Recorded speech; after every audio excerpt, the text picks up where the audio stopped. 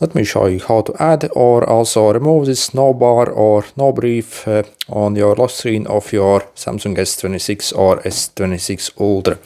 So you see, so on your lock screen, if you first click and hold this, as you can actually go to the no bar settings directly. So if you want to disable it, what you would do is you would deselect this option and all these other options as well. So basically it doesn't get triggered by anything.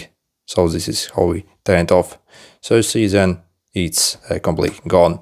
If you want to enable it, if you are wondering where are the settings to enable it, so you simply go in the settings and then go to your lock screen and always on display settings here. And you see you have it right over here. So again, what you will do is simply enable the no brief here and all these things that you want to actually receive the information from. And then it should appear here. Okay, back.